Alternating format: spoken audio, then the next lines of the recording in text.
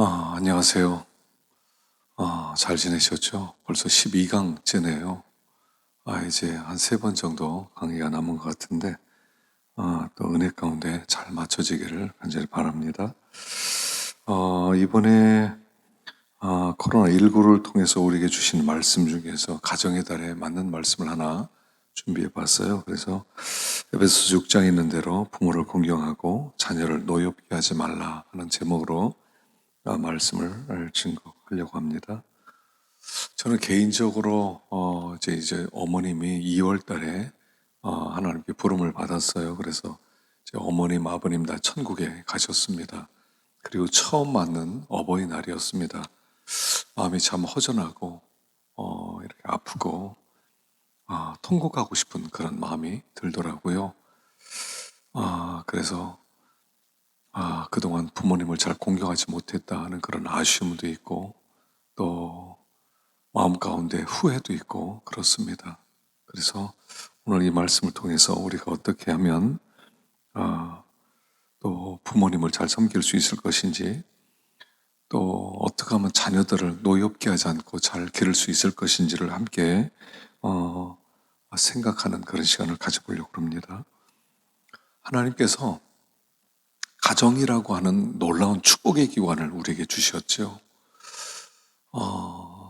하늘에는 천국을, 땅에는 가정을, 이런 말도 있습니다. 하나님, 우리가 이 세상에서 피곤하게 또 힘들게 힘겹게 살아가는 우리들 위해서 가정이란 공동체를 우리에게 주셨습니다. 가정에서 행복을 찾지 못하면 밖에서 행복을 찾을 수가 없어요. 가정에서 행복을 찾아야 됩니다.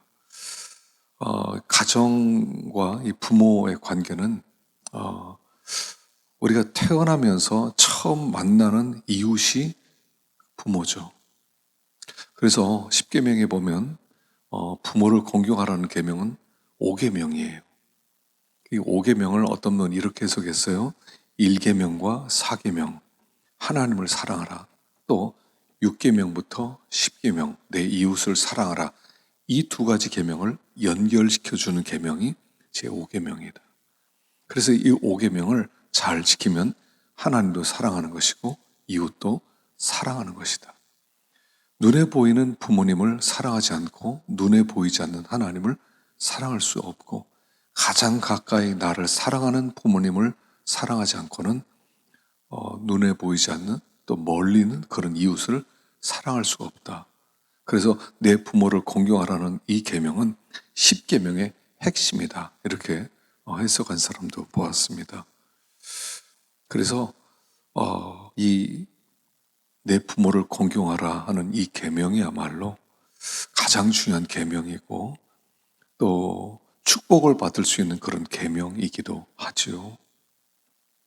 그래서 내 부모를 공경하고 또 부모님은 우리의 자녀들을 노엽게 하지 않는 이 계명이야말로 가장 중요한 복된 계명이다. 이렇게 볼 수가 있어요.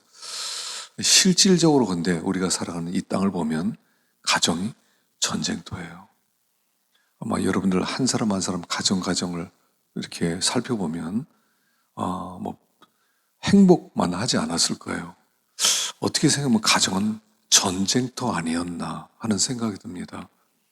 그래서 마귀는 이 가정을 공격하죠. 가정을 공격해서 이 사회를 공격하고 하나님 나라를 공격하는 일을 하죠. 가정은 공격을 제일 많이 받고요.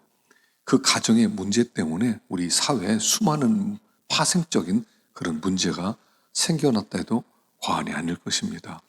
그러면 이 사회의 회복은 가정으로부터 시작하는 것이 될 것입니다. 마귀는 가정을 공격하고 우리는 이 가정을 치유하고 가정을 지키고, 그래서 부부관계가 하나 되고 부모와 자녀의 관계가 하나 되고 또 형제와 형제의 관계가 하나 될 때 거기는 정말 천국 같은 공동체, 그런 하나님이 통치하는 그런 공동체가 될 것으로 생각을 합니다. 그래서 이 가정이, 복된 가정이 확대된 것을 교회라고 부르고요. 그 교회가 확대된 것을 천국이라고 부르는 것이죠. 그래서 천국도 가정이고 교회도 가정과 같은 것이에요. 그래서 이 가정의 가장 중요한 것은 사랑이죠. 사랑이 있을 때 가정이 행복하고 교회도 행복하고 하나님 나라도 행복하고 그렇게 이루어지는 거예요. 그래서 가장 작은 그 그룹이 공동체가 가정이라고 하는 것입니다. 그래서 우리가 이 가정을 잘 복구하고 또 회복할 때 하나님의 은혜가 넘칠 것입니다. 자, 첫 번째 대지는 부모를 공경하라는 말씀인데요. 자, 1절부터 한번 제가 보겠습니다. 자녀들아, 주 안에서 너희 부모에게 순종하라. 이것이 옳으니라. 내 아버지와 어머니를 공경하라. 이것은 약속이 있는 첫 계명이니 이로써 내가 잘 되고 땅에서 장수하리라. 자, 무슨 말씀입니까? 자녀들이 부모에게 순종하고 또 아버지와 어머니를 공경하면 이것이 약속 있는 첫 계명이다. 이렇게 말씀을 하세요. 부모에게 순종하고 공경해라. 왜 부모를 공경하라고 하는지 한 세 가지 이유를 한번 찾아볼 수가 있어요.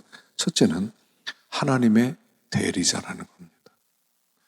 하나님이 우리를 창조하셨어요. 우리를 신묘막측하게 이런 모습으로 창조한 분은 하나님입니다. 하나님은 나의 창조자예요. 그런데 하나님은 부모를 통해서 나를 창조했어요. 그러니까 우리 부모님은 어떤 존재냐면 하나님의 대리자라는 거예요. 신적 대리자. 우리 부모님을 통해서 나를 창조하셨어요. 그리고 우리 부모님을 곁에 두셨어요. 그렇게 함으로 말미암아 너희 부모님을 창조주 하나님 대신으로 공경해라 하는 뜻이 있단 말입니다. 부모의 자리는 굉장히 중요한 자리예요. 여러분, 자녀를 낳았다는 거 엄청난 일입니다. 인간이 할 수 있는 최고의 일은 자녀를 낳는 거죠. 하나님처럼 창조했다는 것입니다. 그래서 자녀가 부모님을 생각할 때 하나님 자리에 부모님이 계시다. 하나님 우리가 경배를 해야 되지만 부모님은 공경하는 거예요. 공경한다는 것은 귀하게 여긴다, 높인다 이런 뜻이 있죠. 그래서 우리가 부모님을 귀하게 여기고 하나님처럼 경배하는 것은 아니지만 그분을 높이고 또 그분의 마음을 아프게 해드리지 않고 또 그분의 말씀을 순종하고 그래서 부모님의 말씀을 순종할 때 하나님의 말씀을 순종하는 것과 같다 하는 것이죠. 그래서 부모님의 말씀은 하나님의 말씀처럼 순종해라 하는 것을 우리에게 가르쳐주고 있죠. 그래서 과연 우리가 어버이날 지나는데 여러분 부모님과의 관계가 회복되지 못한 전도사님들이 있으면 회복할 수 있기를 바랍니다. 부모님과의 관계가 막히면 하나님과의 관계가 막히는 거예요. 축복의 통로가 막히는 거예요. 그래서 이 부모님은 하나님의 대리자로 그 자리에 세우셨고 공경할 때 그분의 말씀을 잘 순종할 수가 있게 된다 하는 것입니다. 두 번째는 말씀의 수요자예요. 말씀의 수요자. 신명기 보면 너는 그 일들을 내 아들들과 내 손자들에게 알게 하라. 오늘 내가 내게 명하는 여호와의 규례와 명령을 지키라. 너와 내 후손이 복을 받아 내 하나님 여호와께서 내게 주시는 땅에서 한없이 오래 살리라. 부모님을 통해서 하나님의 말씀이 우리에게 온단 말입니다. 하나님은 먼저 부모님에게 말씀을 주세요. 부모님에게 믿음을 주세요. 부모님에게 구원을 통해서 부구원을 주세요. 그리고 그 부모님이 그 말씀이 우리에게 오고 부모님을 통해서 구원이 오고 부모님을 통해서 우리에게 그런 축복이 믿음이 임하게 되는 것이죠. 부모님이 굉장히 중요한 거예요. 물론 하나님 우리를 개인적으로 만나주세요. 근데 통계적으로 보면 예수를 믿은 사람 중에 60%가 부모님을 통해서 예수를 믿었다는 거죠. 모태신앙은 그렇게 만들어지는 거예요. 부모님을 통해서 하나님을 만나게 된다는 것입니다. 그래서 부모님의 역할 중에 가장 중요한 것은 자녀들에게 천국을 유산으로 물려주는 거예요. 그래서 우리 부모님의 신앙을 보면서 하나님을 만나게 되는 거죠. 부모님을 통해서 하나님을 만나고 부모님을 통해서 우리의 믿음이 자라게 되는 거예요. 그래서 부모는 하나님을 간사해주는 아주 중요한 분입니다. 그래서 부모님이 하나님을 잘 섬기면 자녀들이 하나님을 만날 수 있어요. 부모들이 믿음으로 살지 않으면 자녀들이 희미하게 하나님을 잘 만나지를 못해요. 그래서 부모의 신앙과 자녀의 신앙은 하나예요. 연결되어 있습니다. 우리 부모님이 믿음으로 열심히 살면 자녀도 믿음으로 열심히 살게 되는 거예요. 그래서 그 아이들이 하나님을 만나도록 하기 위해서 부모가 교회를 사랑해야 돼요. 그냥 교회 충성을 다하는 거예요. 교회 나와서 뭐 어떤 분은 뭐 교회에서 너무 오래 있지 마라, 뭐 가정생활 되라, 뭐 직장생활을 다 그러지만 저는 반대입니다. 여러분 교회 자주 나와야 돼요. 특별한 일이 없으면 교회 봉사하고 헌신하고 아이들 교회 데리고 나오고 교회에서 놀게 만들고 새벽에 갈 때 아이들 데리고 나오고 그러는 가운데 믿음이 들어가요. 믿음은 잘 안 들어가는 겁니다. 믿음이 들어가는 건 굉장히 어려운 일이에요. 믿음이 들어가면 아이가 복받은 것이 되는데 천국을 유산으로 물려받는데 믿음을 유산으로 물려받는 일은 굉장히 어려운 일이라는 거죠. 그래서 자녀들이 부모를 통해서 말씀을 배우고 하나님을 만나고 그리고 천국을 유산으로 물려받게 되기 때문에 부모님을 공경해야 된다. 부모님을 공경하지 않고 우습게 여기면 부모님을 통해서 오는 하나님의 말씀과 축복과 구원을 누리지를 못하는 것이죠. 그래서 두 번째는 부모님은 말씀의 수요자이니까 공경해라, 귀히 여겨라. 그래서 그분의 말이라면 무조건 아멘. 그분의 말씀이라면 무조건 순종. 이렇게 될 때 복 받는 거죠. 자, 세 번째는 축복의 통로라는 겁니다. 우리 부모님은 축복의 통로예요. 잠언서에 보면 30장 17절에 이런 말씀이 있죠. 아비를 조롱하며 어미 순종하기를 싫어하는 자의 눈은 골짜기에 까마귀에게 쪼이고 독수리 새끼에게 먹히리라. 여러분 부모님의 아버지의 말씀을 조롱한 적이 없어요? 어머님의 말씀에 순종하지 않은 적이 없어요? 이것은 죽는다는 얘기예요. 골짜기에 까마귀에게 눈이 쪼이고 독수리 새끼의 밥이 된다는 거죠. 하나님이 싫어한다는 거죠. 신명기 21장에는 이런 말씀이 있어요. 사람에게 완악하고 패역한 아들이 있어 그 아비의 말이나 그 어미의 말을 순종치 아니하고 부모가 징책하여도 듣지 아니하거든 그 성읍의 모든 사람들이 그를 돌로 쳐 죽일지니 이같이 내가 너희 중에 악을 제하라. 그리하면 온 이스라엘이 듣고 두려워하리라. 그 완악하고 패역한 아들이 있어서 아비와 어미의 말을 순종하지 않으면 징책해도 듣지 않으면 돌로 쳐 죽이래요. 돌로 쳐 죽이래요. 왜냐하면 부모를 순종해야 하나님의 복을 받는데 부모에게 순종하지 않으면 복을 받지 못하거든요. 복을 받지 못하게 만드는 이 아이들이 동네에 많아서 동네에 전염되면 그 동네가 망하니까 그런 죄는 제거해라 하는 그런 말씀이라는 것입니다. 그래서 여기에 우리에서도 약속이 있는 첫 계명이 그랬는데 이 첫 계명이라는 뜻은 큰 계명이라는 뜻이에요. 뭐 첫 번째다 두 번째다 순서를 얘기하는 것이 아닙니다. 하나님이 부모를 공경하면 하나님이 복 주시겠다. 땅에서 잘 되고 장수한다는 가장 중요한 명령이라는 겁니다. 부모님은 축복의 통로예요. 부모님을 통하여 하나님의 복이 우리에게 온단 말입니다. 그래서 부모님의 축복권이 있어요. 그래서요, 부모님의 축복권이 아브라함에게서 그 아브라함, 이삭, 야곱, 그다음에 12형제 이렇게 내려가죠. 노아가요, 실수해서 이제 술을 마시고 그리고 이제 포도주를 마시고 하체를 다 드러내고 잠을 자고 있었죠. 함이 와서 그것을 보고 막 흉보입니다. 그리고 형제들이 가서 아버지를 조롱하죠. 그때 그 이야기를 듣고 셈과 야벳이 옷을 가지고 뒷걸음질 쳐서 아버지를 덮어줘요. 허물을 보지 않아요. 깨어난 다음에 노아가 셈과 야벳을 축복합니다. 너희 하나님을 그 하나님 너희 하나님이 되고 너희는 복을 받는다. 함은 형제의 종의 종이 되는 저주를 받아요. 부모는 축복의 통로예요. 부모님의 허물을 드러내고 조롱하고 우리 부모님이 이렇다 저렇다 말해서는 안 된다는 거죠. 그거 눈이 까마귀에게 쪼이는 겁니다. 독수리에게 밥이 되는 것이죠. 또 이삭이요, 축복할 때 야곱을 어떻게 합니까? 야곱을 축복하고 에서는 저주해요. 그래서 야곱은 복을 받고 에서는 복을 받지 못하는 거죠. 부모는 축복권이 있어요. 여러분 자녀들에게 복을 많이 빌어주세요. 또 부모님을 잘 섬기면 복을 받아요. 우리가 사는 세상이요 얼마나 어렵습니까? 2030 세대들이 집도 구하지 못하고 결혼도 못하고 이렇게 힘들게 사는데, 근데요 상황이 이 세상에 나에게 복을 주는 게 아니에요. 복은 하나님이 주는 거예요.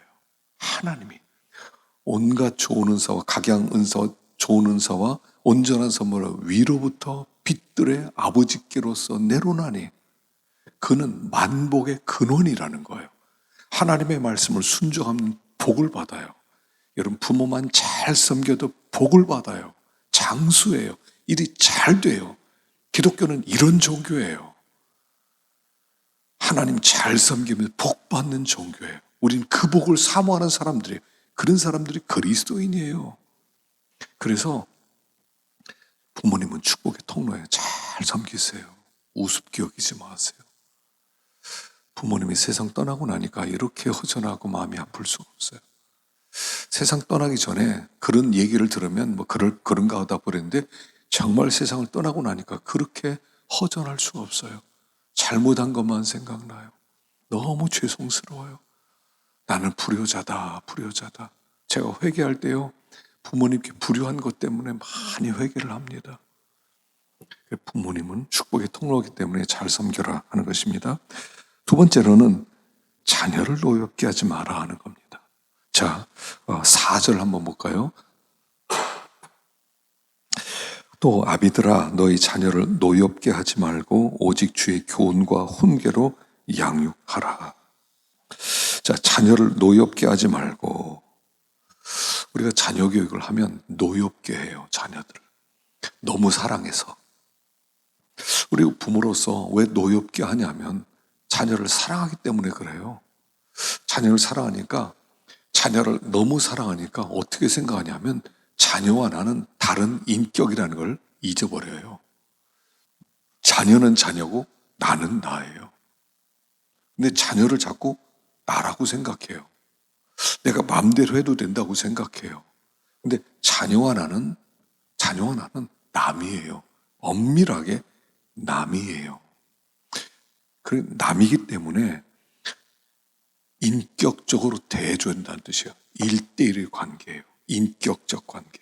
그런데 이 인격적 관계가 깨질 때, 함부로 대할 때 자녀가 인격적 대접을 받지 못하고 무시를 당한다, 존중을 받지 못한다라고 생각할 때 분노하게 되는 거예요. 왜 나를 이런 식으로 대하지? 부모는 마치 자녀를 함부로 대해도 된다고 하는 그런 이상한 생각을 가지고 있는데 그렇지 않단 말입니다. 자녀는 자녀고 나는 나예요. 자녀를 인격적으로 대해줘야 돼. 남 대하듯이 함부로 대하지 말란 말입니다. 그래서 이 함부로 대하면 이 상처가 오래 가요. 부모에 의해서 받은 상처가 어떤 면에서 제일 크다는 겁니다. 수많은 사람들이 가정에서 상처를 다 입어요. 친구들에게, 학교에서 선생님에게도 상처 있지만 진짜 상처 주는 분, 나를 가장 사랑한다고 하는 부모예요.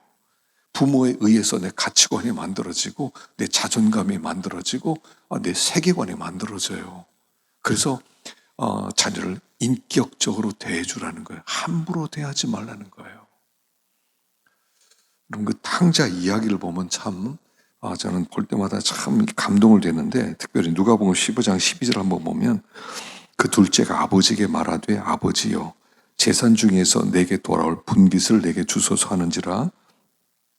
아버지가 그 살림을 각각 나눠 주었더니 그 며칠이 안 되어 둘째 아들이 재물을 다 모아가지고 먼 나라에 가 거기서 허랑방탕하여 그 재산을 낭비하더니.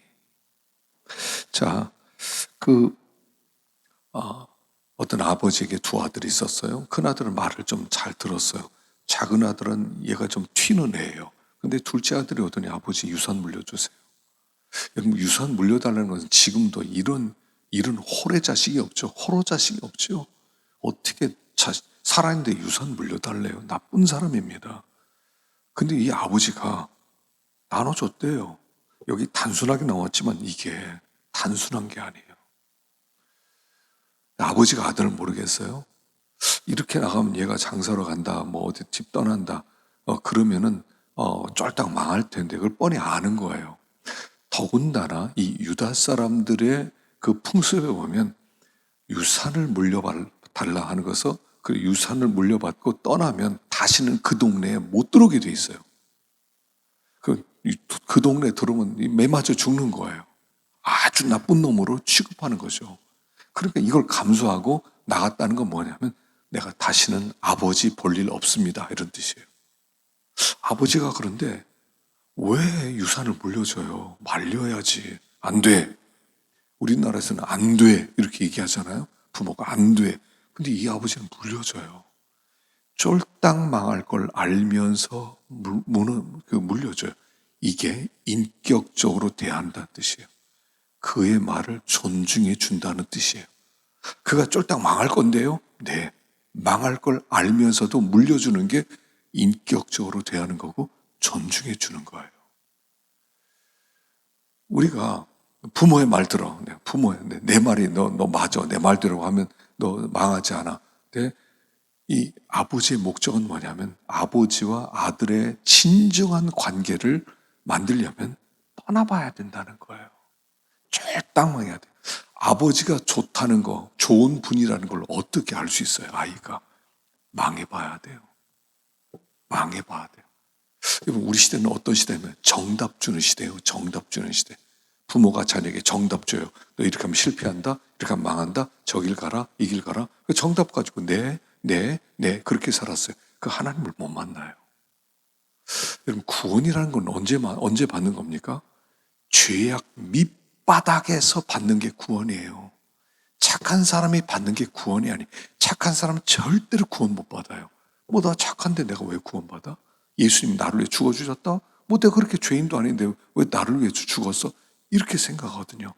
구원이라는 것은 이 사람이 밑바닥에 내려와서 난 죄인 중에 괴수입니다 할 때 주시는 것이 구원이에요. 그래서 구원받을 땐 정말 감사한 거예요.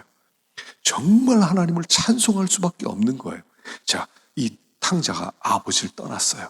그리고 허랑방탕하고 아버지 연락도 안 하고 생각도 안 하고 마음대로 살다가 완전히 망했어요. 감히 아버지 앞에 갈 생각도 못했어요. 근데 너무나 가난해요. 너무나 가난해요. 할 수 없이 아버지께 돌아오는 거예요. 할 수 없이. 그때 아버지가 그걸 어떻게 맞아줘요? 잃었던 내 아들이, 죽었던 내 아들이 돌아왔다. 그를 끌어놔요. 이때 아버지를 만나는 거예요. 진짜 아버지를 만나는 거예요. 진짜 하나님을 만나는 거예요. 하나님의 계획은 뭐냐면 여러분, 우리가 세상에서 실패하지 않는 거, 고난당하지 않는 거, 잘 먹고 잘 사는 이런 거 아니에요. 실패하더라도 우리가 이 세상에 쫄딱 망하더라도 하나님을 만나게 하는 게 목적이에요. 정말 깨달아야 돼요. 그 깨달으려면 아이들의 실패할 수 있는 길을 열어주셔야 돼요. 실패하지 마라. 너 고생한다. 힘들게 산다. 아니, 힘들게 살아도 돼요. 힘들게 살지 않고 잘 먹고 잘 살고 부모님 주는 걸 했어요. 근데 하나님을 못 만났어요. 그럼 뭐예요, 이거? 하나님을 만나려면 망해도 봐야 돼요. 고생도 겪어야 돼요. 수치도 겪어야 돼요. 그러는 가운데 하나님을 만나는 거예요. 그래서 이 아이가 하나님께 돌아왔을 때, 아버지께 돌아왔을 때 어떻게 됩니까? 집을 떠나지 않던 아들은 아버지를 진짜 만나지 못했어요. 아버지께 원망하고 볼멘소리밖에 안 했어요. 근데 둘째 아들은 아버지를 진짜로 만났어요. 아버지, 진짜 아버지는 좋군요. 진짜 아버지, 내가 아버지 밑에 아들 노릇 하겠습니다. 누가 아들 노릇 하겠어요? 큰 아들이 아들 노릇 하겠습니까? 둘째 아들이 아들 노릇 하겠습니까? 아버지를 제대로 만난 둘째 아들이 아버지의 마음을 잘 알겠죠. 우리 하나님은요, 우리를 인격적으로 대하세요. 우리에게 막 억지로 독재자 노릇 안 하세요. 우리를 참 인격적으로 얼마나 대우하십니까? 그래서 존중해주고 인격적으로 대할 때만 아이들을 노하지 않게 할 수 있다 하는 것입니다. 그래서 두 종류의 부모가 있다는 거예요. 목수 같은 부모, 정원사 같은 부모. 목수 같은 부모는 뭡니까? 아이를 깎아내는 거예요. 너 이렇게 살아, 이렇게 살아, 이렇게 살아, 이렇게 하지 마, 이거 하지 마. 그 자기가 원하는 모습 만들었어요. 근데 그게 행복이에요? 아이에게. 부모도 행복이 뭔지 몰라요. 어떻게 하면 행복해지는지 몰라. 치축하고 이러면 행복해질 거라고 해서 아이를 인도하는 거예요. 근데 그게 아이들 진짜 불행하게 만들 수도 있다는 거 아닙니까? 정원사 같은 부모는 생명을 자라게 만들어요. 한 번씩 가지치게 해주고 한 번씩 곁까지 쳐주고 아름답게 자라게 만들어줘요. 그 모습을 그대로. 여러분 소나무가 얼마나 뭐 비틀게 자라는 것도 얼마나 아름답습니까? 정원사 같은 부모가 되라는 거죠. 그래서 부모와 자녀가 하나 될 때 여러분 가정이 천국이 되는 것입니다. 가정의 달에 다시 한번 부모님을 공경하시고 자녀들을 노엽게 하지 말고 사랑으로 대할 수 있기를 간절히 축원합니다. 다음 시간에 또 보십시다.